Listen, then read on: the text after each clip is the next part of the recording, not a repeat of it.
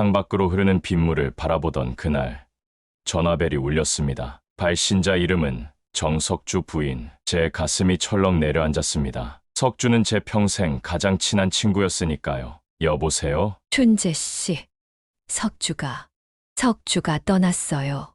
갑자기 부모님이나 지인 또는 사랑하는 사람이 세상을 떠났을 때 너무 힘들고 슬프기도 하지만 정리되지 않은 물건으로 힘들어 보신 적이 있으신가요? 60세 이후에는 남은 삶을 어떻게 보낼지 결정하는 시기입니다. 지금부터 이 영상을 끝까지 보시면 당신의 인생을 완전히 바꿔놓을 것입니다. 노후 생각은 앞으로도 여러분의 인생의 든든한 동반자가 되어드리겠습니다. 영상 시작 전 구독과 좋아요로 응원해 주시고 끝까지 봐주세요. 안녕하세요. 저는 서울의 오래된 연립주택에서 30년 넘게 살고 있는 67세 김춘재입니다. 저는 얼마 전에 친구 석주에 관한 충격적인 전화를 받았습니다. 그녀의 목소리에서 이미 모든 것을 알 수 있었습니다. 석주가 사업에 어려움을 겪고 있다는 건 알고 있었지만 그가 그런 선택을 할 거라고는 한 번도 생각해 본 적 없었습니다. 장례식이 끝나고 일주일 후 다시 석주의 부인에게서 전화가 왔습니다. 춘재 씨, 죄송한데 당신이 유품정리사라고 들었어요. 석주의 물건들을 제가 도저히.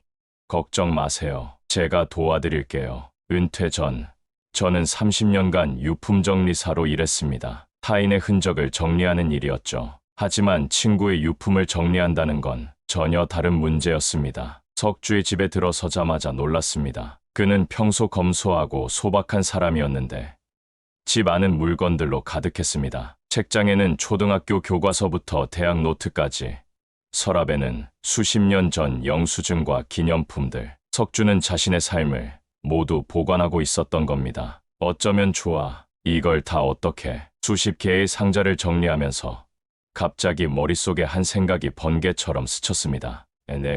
내가 죽으면 내 물건들은 누가 정리할까? 10년 전 아내를 교통사고로 잃고 두 아들은 모두 타지에서 살고 있는 저는 그날 처음으로 제 마지막에 대해 생각했습니다. 30년 동안 남의 유품을 정리하면서도 제 유품에 대해서는 한 번도 생각해보지 않았던 겁니다. 석주의 집에서 돌아온 그날 밤, 저는 제 집을 새로운 눈으로 바라보게 되었습니다. 은퇴한 지 7년이 지났고 제 집 안은 세월만큼이나 많은 물건들로 가득 차 있었습니다. 거실 한쪽 벽면은 아내의 물건들로 빼곡했습니다. 10년이 지났지만 저는 아내의 옷장을 정리하지 못했습니다. 옷에서 아내의 향기가 사라질까 두려웠거든요. 책상 위에는 아내가 마지막으로 읽던 책이 여전히 책갈피가 꽂힌 채로 놓여 있었습니다. 서재에는 두 아들의 교복, 졸업앨범, 어릴 적 그림일기부터 대학 과제물까지 모든 순간을 놓치고 싶지 않았던 마음에 버리지 못한 채 보관해왔습니다. 서류함에는 20년도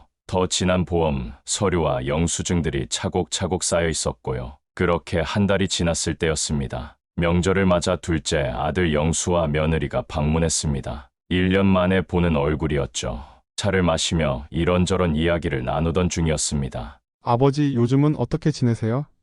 그냥 똑같지 뭐. 아침에 일어나서 공원 한 바퀴 돌고 TV 보고 영수와 대화를 나누는 사이 며느리가 집 안을 둘러보더니 조심스럽게 말을 꺼냈습니다. 아버님, 여긴 좀 정리하시는 게 어때요?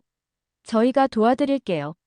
순간 가슴이 철렁 내려앉았습니다. 저는 웃으며 대답했습니다. 괜찮아, 괜찮아. 이 정도는 내가 다 알아서 할 수 있어. 그들이 돌아간 후 며느리의 말이 계속 귓가에 맴돌았습니다. 정리라는 단어가 마치 제 존재 자체를 부정하는 것처럼 느껴졌습니다. 이 물건들은 제 인생의 증거이자 추억이었으니까요. 하지만 밤새 뒤척이며 생각했습니다. 정말 이대로 괜찮은 걸까? 내가 갑자기 사라진다면 내 아들들은 석주의 부인처럼 이 모든 것을 어떻게 해야 할지 몰라 괴로워할 텐데. 그날 밤 불현듯 떠오른 생각이 있었습니다. 석주의 유품을 정리하면서 느꼈던 그 무게감. 그의 아내는 물건마다 이건 버려도 될까요? 라고 물었고 그럴 때마다 저는 결정은 유가족의 몫이라고 대답했습니다. 하지만 정말 그럴까요?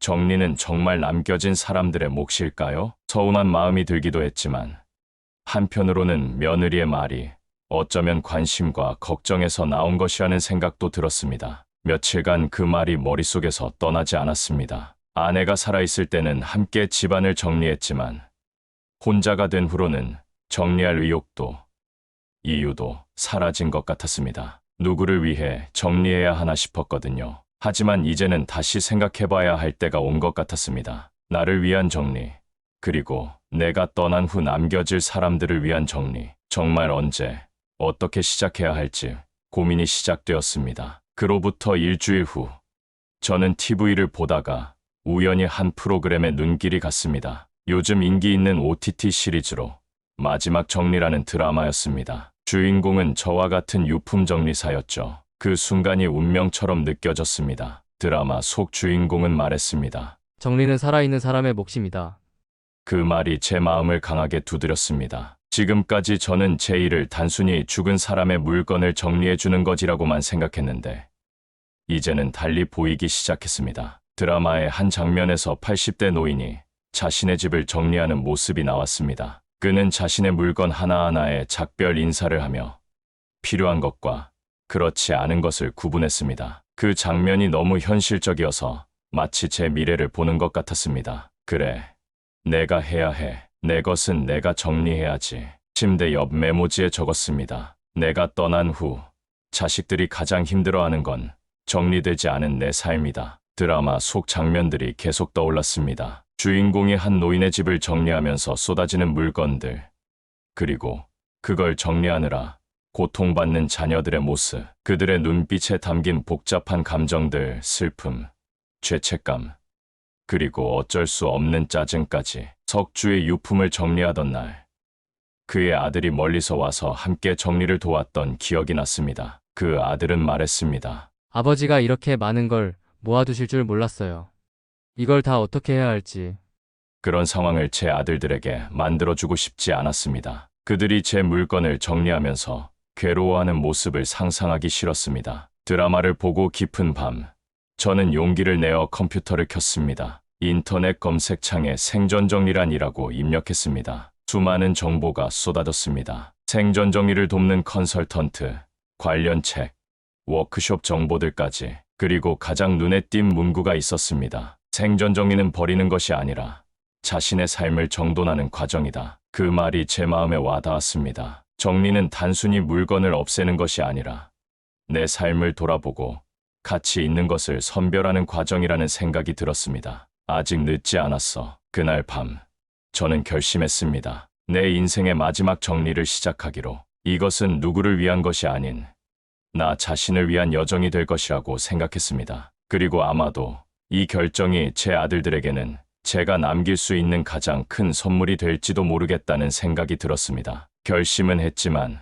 어디서부터 시작해야 할지 막막했습니다. 인터넷에서 본 생존 정리 가이드에 따르면 하루 15분씩 작은 공간부터라고 했습니다. 그래서 저는 시작하기로 했습니다. 딱 15분만. 그것도 가장 어려운 곳부터. 아내의 물건들이 있는 장롱 앞에 섰습니다. 10년 동안 한 번도 열지 못했던 그 문을 열었습니다. 손이 떨렸습니다. 마치 아내와의 추억을 버리는 것 같은 기분이 들었으니까요. 아내와 함께했던 시간은 물건 속에 있는 게 아니야. 내 마음 속에 있는 거지. 처음에는 그저 문을 열고 물건들을 바라보는 것만으로도 15분이 금방 지나갔습니다. 다음 날은 조금 용기를 내어 아내의 옷가지 하나를 꺼내보았습니다. 그 옷에서는 이제 아내의 향기가 아닌 오래된 천의 냄새만 났습니다. 그날부터 저는 2개의 상자를 준비했습니다. 하나는 보관함, 다른 하나는 기억함이라고 이름 붙였습니다. 보관함에는 정말 소중하고 의미 있는 물건들만 넣고,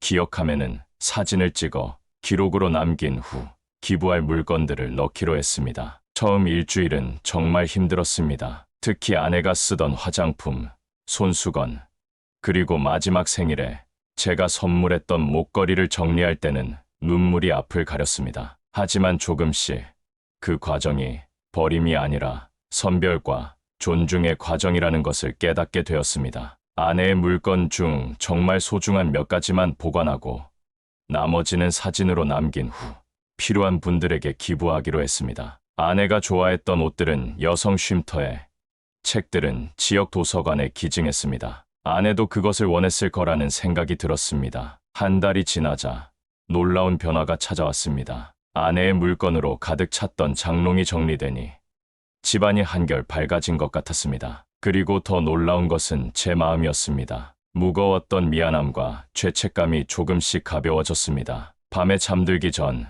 사진첩을 넘기며 아내와의 추억을 떠올릴 때면 이제는 슬픔보다 감사함이 더 크게 느껴졌습니다. 물건으로 붙들고 있던 그리움을 마음속에 정리하니 오히려 아내와의 추억이 더 선명하게 남았습니다. 그렇게 자신감을 얻은 저는 다음으로 제 서재로 향했습니다. 30년간 모아온 서류들, 책들, 그리고 두 아들의 어린 시절 물건들까지 이제는 내려놓는 것이 버리는 것이 아니라 추억을 정돈하는 일임을 알게 되었습니다. 매일 15분씩, 어떤 날은 30분, 1시간으로 늘어났습니다. 정리를 하면서 발견한 아들들의 오래된 편지나 그림을 보며 웃기도 하고 잊고 있던 추억을 되살리기도 했습니다. 아들들이 초등학교 때 쓴 일기장을 발견했을 때는 밤새도록 읽었습니다. 그리고 정리하면서 가장 큰 깨달음은 이 과정이 단순히 물건을 줄이는 것이 아니라 제 삶과의 대화라는 것이었습니다. 각 물건에는 이야기가 있었고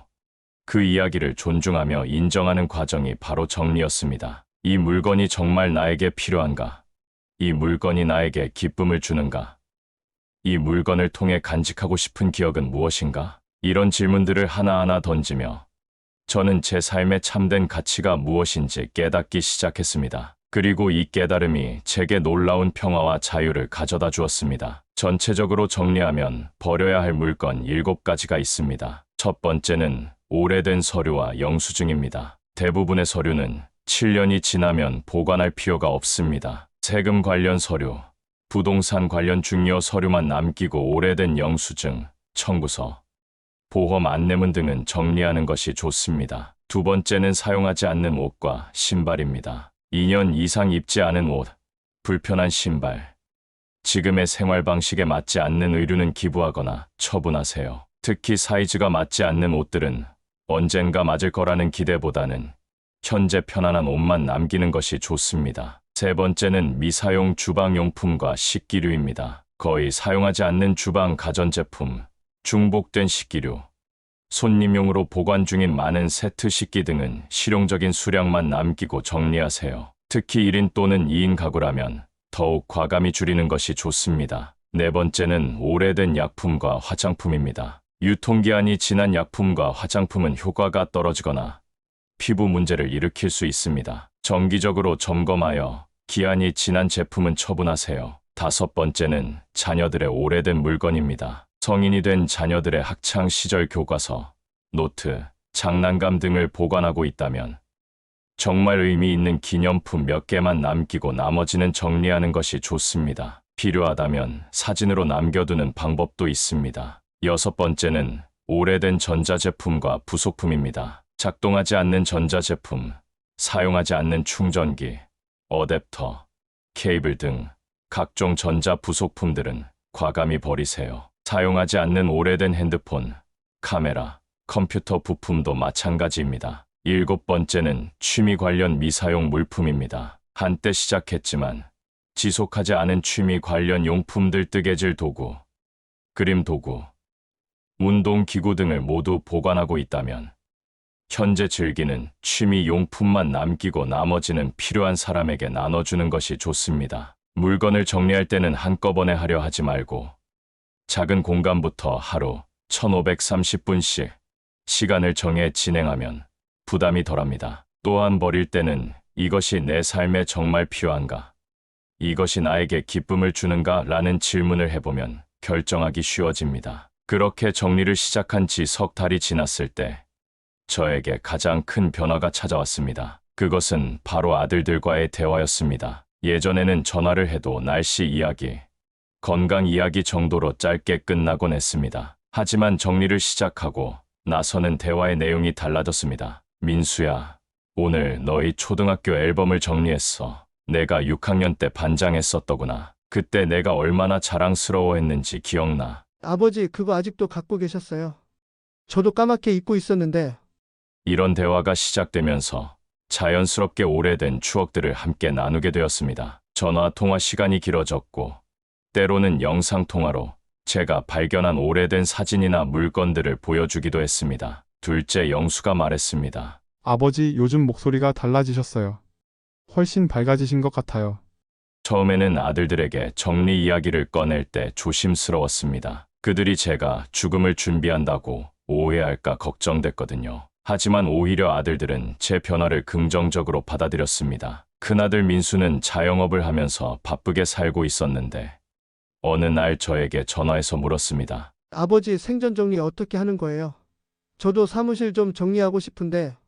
저는 그때 깨달았습니다. 정리는 고립된 혼잣말이 아니라 과거와 현재를 잇는 대화라는 것을요. 물건 하나하나가 인생의 조각이고 그 조각들을 정리하면서 제 삶의 이야기가 새롭게 쓰이고 있었습니다. 용기를 내서 인터넷 생전정리 카페에 가입했습니다. 거기서 저와 비슷한 처지의 다른 분들을 만났고 서로의 경험과 지혜를 나누었습니다. 한 달에 한 번 지역 문화센터에서 열리는 생전정리 모임에도 참석하기 시작했습니다. 그곳에서 만난 이분들의 이야기가 저에게 큰 위로와 용기가 되었습니다. 70대 박 선생님은 정리를 시작한 후 글쓰기를 시작해서 자서전을 쓰고 계셨고 65세 이 여사님은 남편 사망 후 정리를 통해 새로운 삶을 찾았다고 하셨습니다. 처음에는 단순히 물건을 정리하는 것으로 시작했지만 점차 그것은 제 인생 전체를 돌아보는 여정이 되었습니다. 그리고 이 여정에서 저는 혼자가 아니었습니다.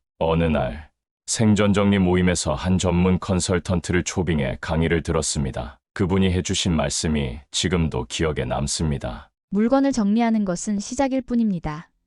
진정한 정리는 관계의 정리, 감정의 정리, 그리고 마지막으로 삶의 정리입니다. 그 말씀을 듣고 저는 다음 단계로 나아가기로 했습니다. 관계의 정리, 오랫동안 연락이 끊겼던 옛 친구들, 멀어진 친척들, 그리고 석주의 부인까지 한 명씩 연락을 시작했습니다. 석주의 장례식 이후로 연락이 뜸했던 그의 부인에게 전화를 걸었습니다. 안녕하세요. 저 춘재입니다. 잘 지내고 계신가요? 처음에는 어색했지만 차츰 대화가 자연스러워졌습니다. 석주의 부인은 이제 봉사활동을 시작했다고 했고 저도 제 생전정리 이야기를 들려주었습니다. 춘재 씨, 정말 대단해요. 저도 이제 용기를 내볼까 해요. 석주의 서재는 아직도 손도 못 대고 있거든요. 괜찮습니다. 제가 도와드릴게요. 이번엔 유품정리사가 아니라 친구로서요. 이렇게 저는 물건 정리를 넘어 관계의 정리, 그리고 마음의 정리까지 시작하게 되었습니다. 그리고 그 과정에서 예상치 못한 기쁨과 평화를 발견했습니다. 혼자 고립된 것 같았던 제 삶이 다시 다른 이들과 연결되기 시작했습니다. 정리를 시작한 지 1년이 지났을 때 저는 마지막 단계의 정리를 결심했습니다. 바로 인생의 정리였습니다. 이것은 가장 어려운 과제였지만 동시에 가장 중요한 일이기도 했습니다. 마침 생전정리 모임에서 엔딩 노트 작성에 대한 강의가 있었습니다. 엔딩 노트란 자신의 임종 과정과 장례 절차, 재산 분배 등에 대한 희망사항을 미리 정리해 놓는 일종의 유언장이자 마지막 메시지입니다. 처음에는 이런 내용을 적는 것이 꺼림칙했습니다. 마치 죽음을 앞당기는 것 같은 느낌이었거든요. 하지만 강사는 말했습니다. 엔딩 노트는 죽음을 준비하는 게 아니라 남은 삶을 더 의미 있게 살기 위한 도구입니다.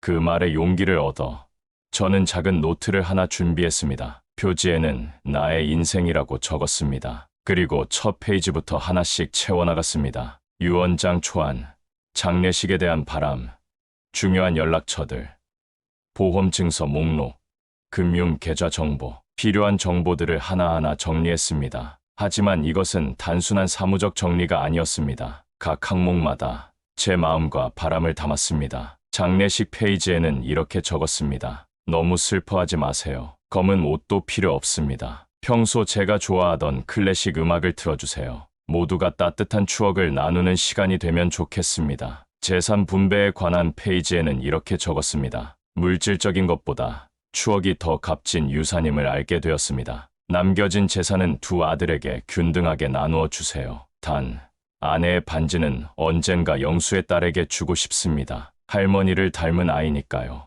그리고 마지막으로 두 아들에게 편지를 썼습니다. 손글씨로 천천히 마음을 담아 적었습니다. 민수야, 영수야, 아빠는 너희에게 물건보다 기억을 남기고 싶구나. 지난 시간 동안 정리를 하면서 깨달은 것이 있단다. 인생에서 가장 소중한 것은 함께 나눈 시간과 사랑이라는 것을. 너희가 아빠를 기억할 때 복잡한 서류와 물건들 사이에서 당황하는 모습이 아니라 웃음과 따뜻함으로 기억되길 바란단다. 그래서 아빠는 이 모든 것을 정리했어. 이것이 아빠가 너희에게 줄 수 있는 마지막 선물이란다. 편지를 쓰면서 가슴이 뭉클해졌습니다. 이것은 단순히 재산을 정리하는 것이 아니라 제 사랑을 전하는 방식이었습니다. 자식에게 짐이 되지 않으려는 것만이 아니라 당당히 떠날 준비를 마친 어른으로서의 마지막 책임이었습니다. 엔딩 노트를 완성하고 나니 마음이 놀라울 정도로 가벼워졌습니다. 마치 오랫동안 짊어지고 있던 보이지 않는 짐을 내려놓은 것 같았습니다. 이제는 미래에 대한 불안감이 아니라 현재를 더 충실히 살고 싶다는 욕구가 생겼습니다. 엔딩 노트는 금고에 넣어두고 큰아들 민수에게만 그 사실을 알려주었습니다. 그리고 덧붙였습니다. 이건 지금 필요해서가 아니야. 그저 언젠가를 위한 준비일 뿐이야. 아빠는 아직 너희와 함께할 시간이 많이 남아있단다. 민수는 잠시 말을 잇지 못하다가 이내 고개를 끄덕였습니다. 아버지, 정말 대단하세요. 저희보다 더 현명하시네요. 그렇게 마지막 정리까지 마친 후 저는 오히려 더 젊어진 기분이었습니다. 과거에 묶여있던 마음이 자유로워지니 새로운 시작을 위한 에너지가 생겼습니다. 생전정리 모임에서 알게 된 분들과 함께 등산 모임을 만들었고 주 2회 산에 오르기 시작했습니다. 또 지역 도서관에서 하는 인문학 강좌에도 등록했습니다. 정리를 시작하기 전에는 상상도 못했던 일들이었습니다. 삶을 정리한다는 것은 삶을 포기하는 것이 아니라 새롭게 시작하는 것이었습니다. 무겁게 붙들고 있던 과거를 존중하며 내려놓으니 현재가 더 가벼워지고 풍요로워졌습니다. 정리를 시작한 지 2년, 이제 제 집은 완전히 달라졌습니다. 처음 석주의 부인이 저에게 전화했을 때와는 비교도 할 수 없을 만큼 깔끔하고 밝아졌습니다. 집 안은 여전히 따뜻합니다. 하지만 이제는 불필요한 물건들이 사라지고 정말 소중한 의미 있는 것들만 남았습니다. 책장에는 제가 정말 좋아하는 책들과 몇 권의 사진첩, 그리고 잘 정리된 서류철만 있습니다. 아내의 물건들 중에서는 우리 결혼식 사진과 함께 반지, 그리고 그녀가 가장 아끼던 스카프 하나만 남겨두었습니다. 그것으로 충분했습니다. 더 이상 물건으로 아내를 붙들고 있지 않아도 아내는 언제나 제 마음속에 생생하게 살아있으니까요. 정리의 여정은 저를 완전히 바꿔놓았습니다. 저는 이제 지역 문화센터에서 생전 정리에 관한 강좌를 진행하고 있습니다. 한 달에 2번, 저와 비슷한 고민을 가진 어르신들과 함께 정리의 기쁨을 나누고 있죠. 처음 강의를 시작했을 때는 떨렸지만 제 경험이 누군가에게 도움이 된다는 생각에 용기를 냈습니다. 지금은 유튜브 채널까지 만들어서 정리 과정과 팁을 공유하고 있습니다. 제 영상을 보고 시작했다는 분들의 이야기를 들을 때면 가슴이 뿌듯합니다. 정리를 통해 얻은 또 하나의 선물은 건강이었습니다. 물리적으로 집이 넓어지니 활동 공간이 생겼고 마음의 짐이 가벼워지니 몸도 가벼워졌습니다. 요즘은 아침마다 요가를 하고 주 3회는 동네 한 바퀴를 조깅합니다. 병원에서는 혈압도 안정되고 수면의 질도 좋아졌다고 했습니다. 아들들과의 관계도 더 돈독해졌습니다. 명절이나 생일에 집에 오면 그들은 항상 놀랍니다. 아버지 또 뭔가 바뀌었네요. 집이 점점 더 멋져져요. 둘째 영수가 얼마 전 제게 말했습니다. 아버지 솔직히 처음에는 생전 정리라는 게 좀 무섭게 느껴졌어요. 그런데 지금 보니 아버지는 오히려 더 젊어지신 것 같아요. 가장 놀라운 변화는 석주의 부인과의 관계였습니다. 저는 약속대로 그녀의 집 정리를 도왔고 그 과정에서 서로를 더 깊이 알게 되었습니다. 이제 우리는 일주일에 한 번씩 함께 차를 마시고 가끔은 영화도 보러 갑니다. 두 사람 모두 예전의 배우자를 가슴에 품고 있지만 새로운 동반자로서 서로에게 위로와 기쁨이 되고 있습니다. 정리는 끝이 아니라 시작이었습니다. 과거를 정돈하는 과정에서 미래를 위한 공간이 생겨났고 그 공간에 새로운 가능성들이 피어나기 시작했습니다. 그리고 무엇보다 정리를 통해 저는 지금 여기의 소중함을 깨달았습니다. 과거에 묶여 있지도 미래를 두려워하지도 않고 오늘 하루를 온전히 살아가는 법을 배웠습니다. 얼마 전 생전정리 모임에서 한 70대 할머니가 저에게 물었습니다. 춘재 씨, 결국 정리의 끝은 뭐예요?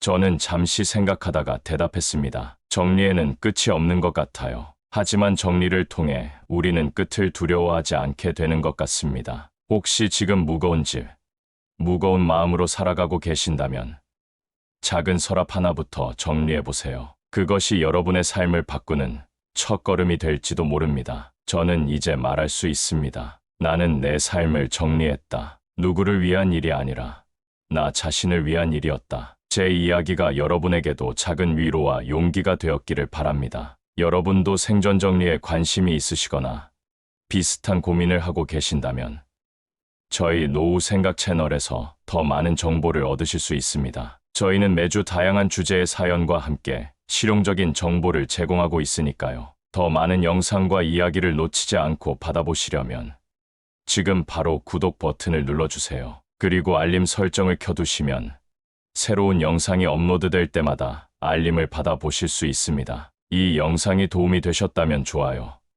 버튼도 눌러주세요. 여러분의 반응은 저에게 큰 힘이 됩니다. 또한 댓글란에 여러분의 생각이나 경험을 나눠주시면 더 많은 분들에게 도움이 될 수 있습니다. 다음 주에도 도움이 되는 주제로 찾아뵙겠습니다. 제 이야기가 비슷한 상황에 처한 누군가에게 작은 희망이 되길 바라며 여러분의 하루가 따뜻한 위로로 가득하길 바랍니다. 끝까지 들어주셔서 감사합니다.